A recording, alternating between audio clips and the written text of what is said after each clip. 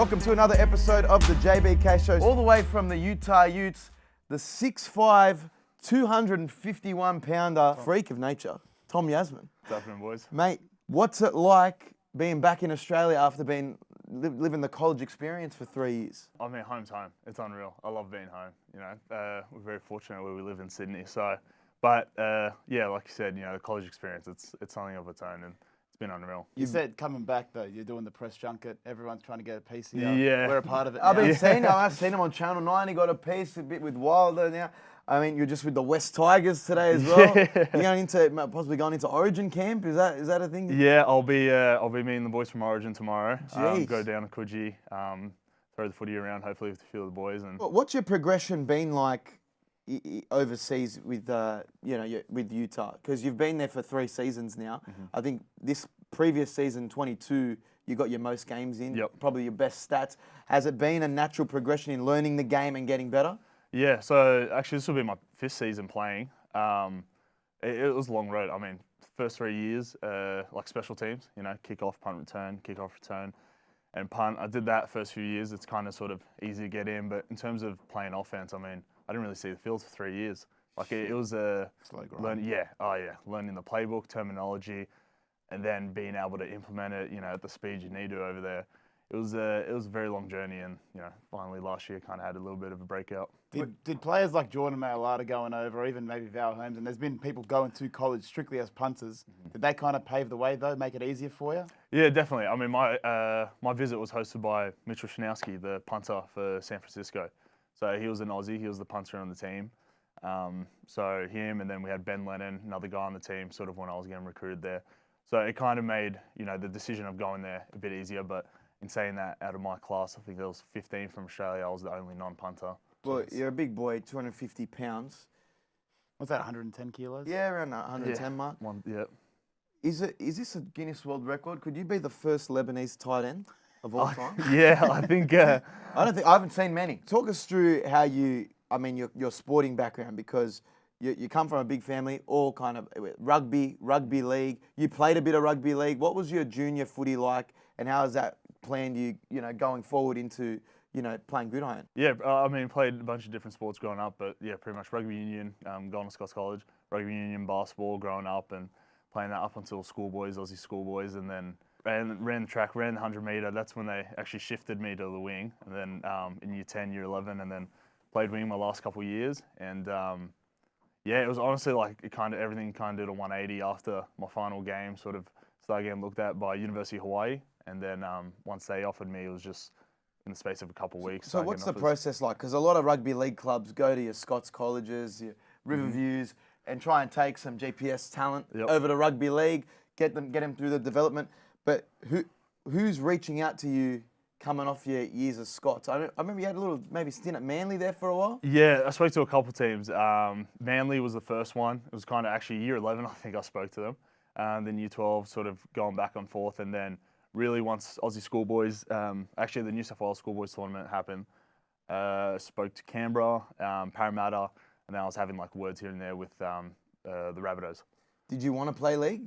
Yeah, it was like I want to. Obviously, you always want to play a sport at the highest level you can, and for me that was rugby, and I kind of wanted to make the switch to league over from union, and at that time, but at the Union sucks, yeah. It's a different game, but I think there's more opportunities for younger stars to go over to a club earlier on, for sure. Yeah, definitely, exactly, and that's I think what it was.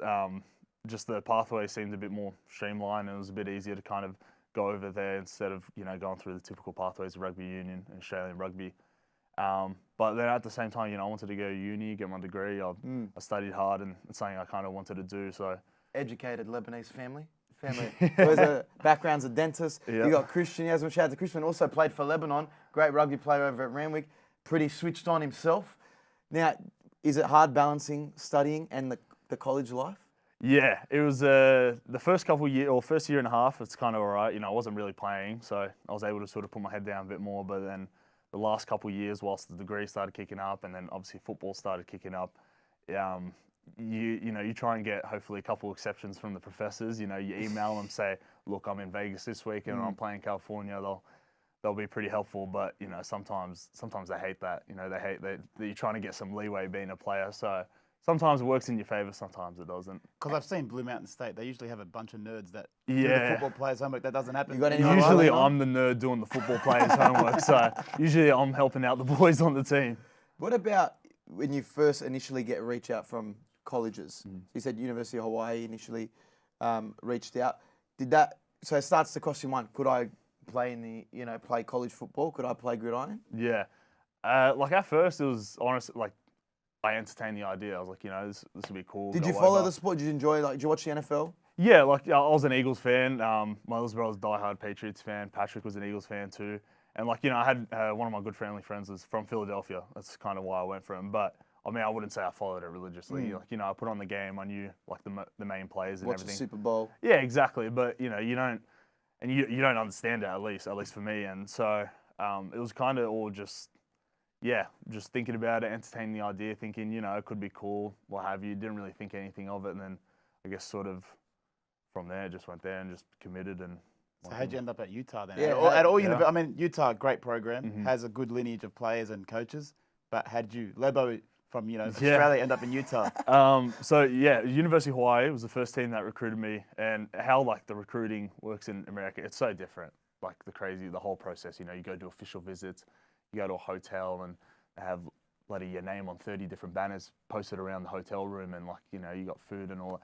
So they go crazy. So once Hawaii picked me up, other teams start talking, and then Utah was actually the second team to offer me. Then once Utah offered me, I got offered from UCLA, then Oregon. I sort of passed through LA, kind of did an unofficial there, but my only real official was Utah. And honestly, once I went there, saw the campus, and they do try and woo you over. Oh it's they try and give you incentives, not incentives, but it's more just it's like the Sydney equivalent is a Lebo taking out a chick. Get the AMG rolled out, spray a bottle of champagne at a club. Exactly. What do they do to get you to sign the dotted line? I did my official visit there with Patrick and my mum, but they put Patrick and I in a room together, the Grand American Hotel, which is the nicest hotel in Salt Lake City. You go there, and I remember one of the coaches, I'm pretty sure they actually don't allow it after they let us order room service.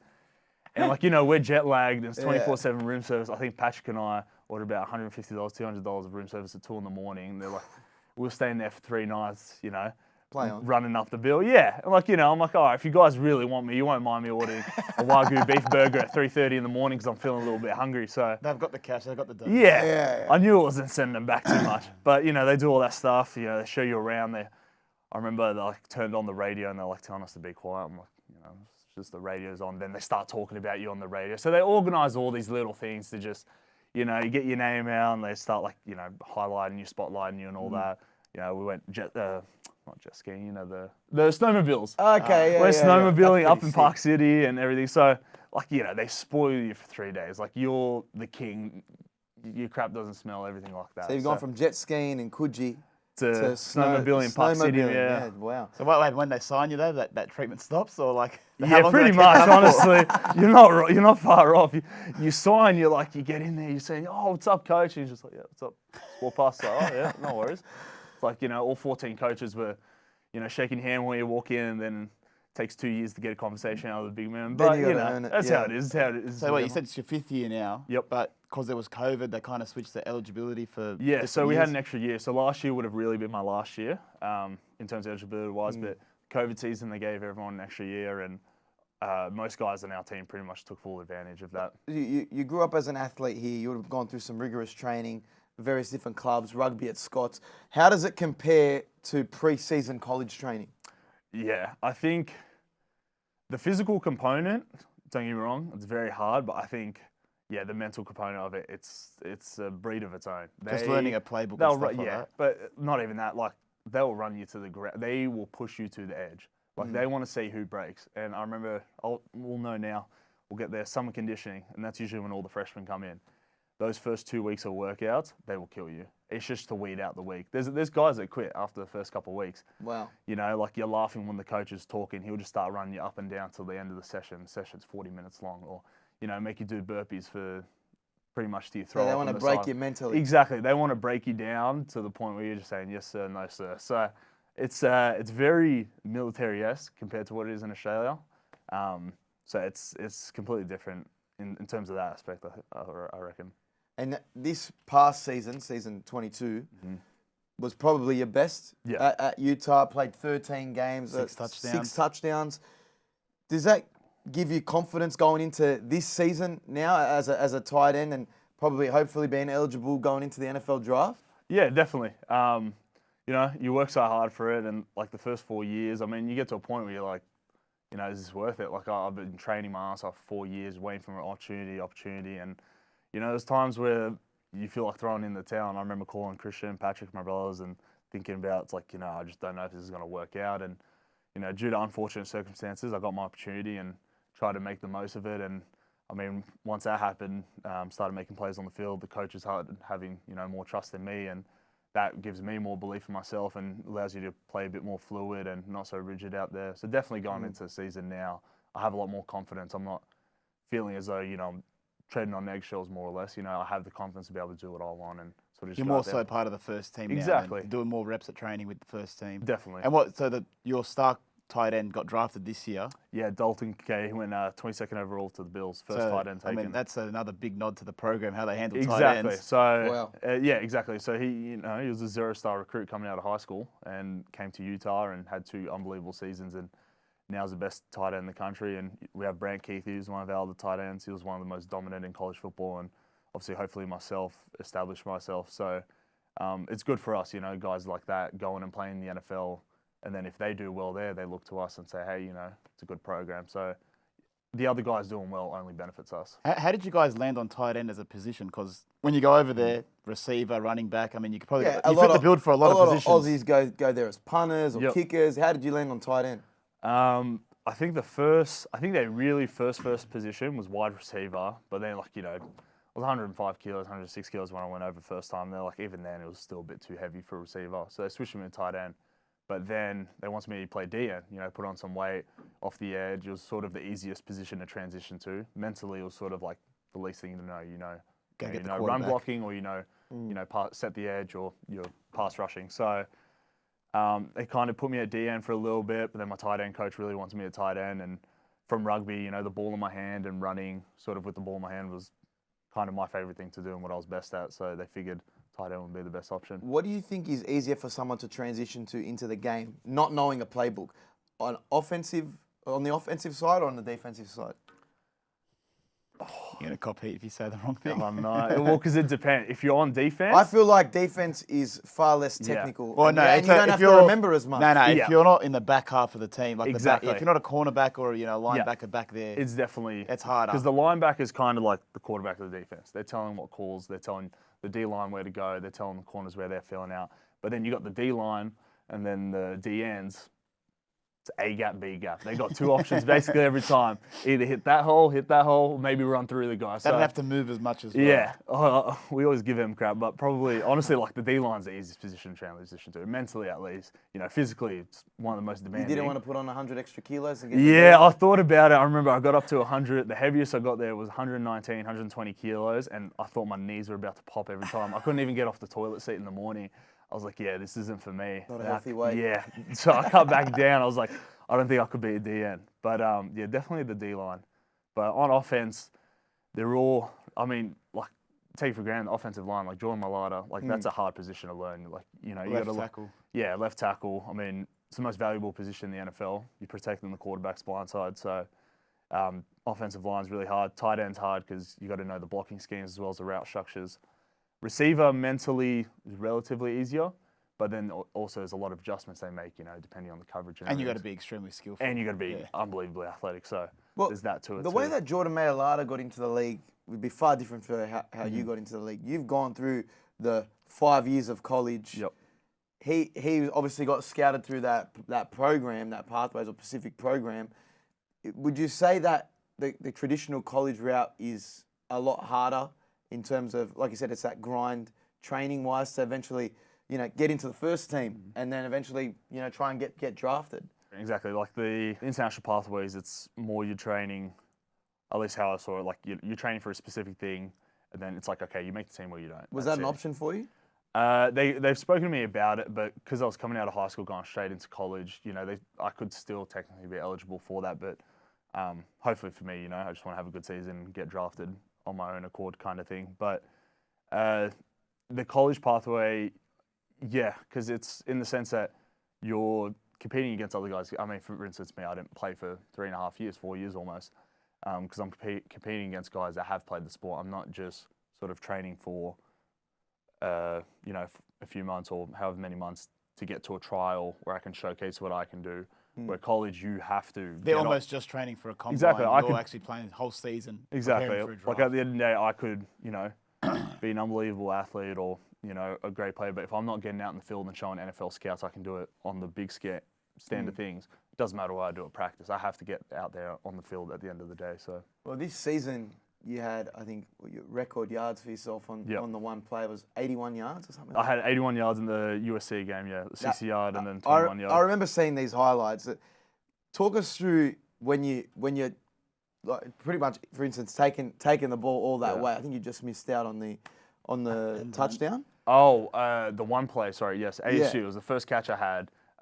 73 yards. Yeah, that was so. Brant, my teammate, he went down that game, and they put me in the next drive. And I remember actually false started. First play, I false started, misheard the snap. I guess I heard a defensive player say something, and I jumped it. And my coach lit me up on the sideline. Like, I basically thought I'd, pissed the only chance I had to go on the field. And I'm thinking, I had one opportunity, and that's it. It's done. He's pulling me off. And I'm on there. I'm fucking pissed. I'm, getting off it. And then he goes to me, he's like, all right, we're going to put you out in the next drive. Just, stay calm, whatever. Have a crack. Like, we'll beat them. We'll up by a couple touchdowns. So it wasn't as stressful relatively. And then we run the play. I went in the other guy's position, and defense dropped out, and I see Cam sees me, and Cam and I have been practicing together for 3 years, 4 years. Like, he's thrown me all times except for Saturdays. So, it wasn't too, wasn't like a chemistry issue. And he saw me, hit me up, and then as soon as I got the ball, it was just tunnel vision. I remember blacking out and just like standing up after I got tackled, taking it 73 yards. He just tripped me up at the end, but I remember running. The guy tried to tackle me up high. I kind of like spun off it, kept running. I was like, oh, I'm still going, catch my legs. But that was when that was a big confidence thing for me, the first time catching a ball like that in a game. When you're running those plays, even in particular like this 81-yard carry, it's like, is your always end goal is to get to the end zone? Or you always, is it clock management? Do you want to try and find the sideline? What's going through your head? So we have a few different situations. We have 2-minute drill, 4-minute, and then just regular. So just regular, you're trying to go for the end zone. And that's how I always am. Like in footy, even if I had to go side to side a little bit, I just wanted to get a try, get a touchdown.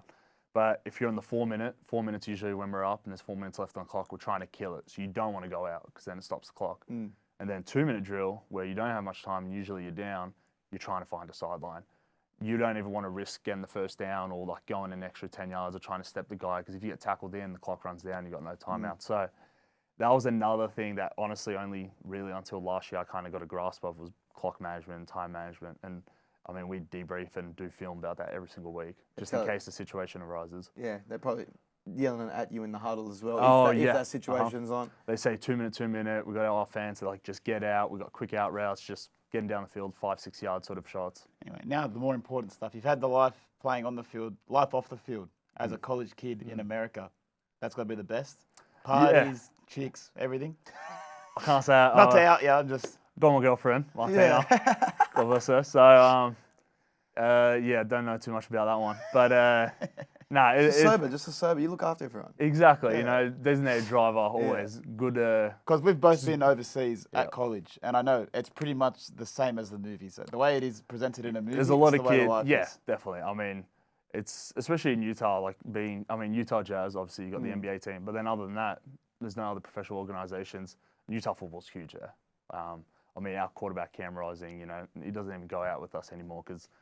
Not even just the girls, mums, dads, you got old people that are out that just want to get a piece of this guy. Like, he's got the luscious long hair that everyone knows and recognizes from the ads. So, for some guys like that, and Brand and Dalton, for instance, and we go out and they see 4 guys that are 6'4", 6'5", whatever. They know it's football guys and they just want to grab a photo. And it's cool at first, honestly. Like I remember the first time someone really recognized me, I was like, oh, this is unreal. Like this is the coolest thing ever. But then guys like Cam, you know, the quarterback for 2 years, starting quarterback, I can see why he doesn't want to even like walk down the street. What about the NIL deals now? Because not so long ago, college players weren't allowed to get any income from any third parties. How has that changed being in college for some players? Yeah, it's changed. I think, like, for a lot of things, I definitely think it's for the better. But then, you know, you've got kids that are 17, 18 that saying they're not going to commit to a college unless they're getting paid $1 million, $500,000, which is, I think, you know, kind of ridiculous. But I think for players that have been there, like, for instance, our quarterback and players that have, like, been there, established themselves and done things, they deserve every penny. I mean, you know, we live off our scholarship checks month to month, basically. So, and these guys are bringing in so much money, they deserve every dollar. But I think in terms of the recruiting process, it's skewed a lot of things. And, you know, people like USC cop a lot of crap about it. Yeah. You know? Well, they just got the, you know. Yeah, the they bank say they loan to don't everyone. officially, like, you know, but But it kind of makes sense. If a college is making so much money from Of a course. football program, ticketed events, people coming down, commercials, Yeah. you know, it's got to flow to some of the players. And like you Exactly. said, for the big names, it should. Definitely. And, like, you know, fans will go, oh, like, he's shallow for leaving to get money at this team. But at the end of the day, bro, someone's throwing that much money at your face to go play. And Especially at 18 years and old. even if, especially, 18 years old, and, like, you know, unfortunately for a lot of guys, football's not forever. You cop an injury or something, whatever. So try and get the money when you can. We have this argument all the time. You've played rugby, right? We think that rugby league players, would be better defenders than NFL players. Yeah. I don't know. Even just playing Madden and watching the NFL, they look like they don't know how to tackle. Their Some of the technique is wrong. defenders, Yeah. especially like on a wide receiver running down a break, Yep. it's like, how do you get jumped over? If you get hurdled, How do you get if you get hurdled? hurdled, that's like you're embarrassing. How did that happen? Would you say from playing rugby and then playing, you know, at a high level, Yeah. one of the highest in college, that the defender's technique is a little bit different? It's completely different. And I remember my brothers would give me so much crap about it because I'm the worst defender ever. I played on the wing. I used to bear hug guys. But I remember them asking me about tackling techniques because, like, they, you know, oh, this Aussie rugby player, blah, blah, blah. But, like, even then, I could still tackle better than half these guys. They just throw themselves. Yeah, And, like like the head helmet, down. yeah. The helmet's like a false sense of security and they'll just dive at your knees, though.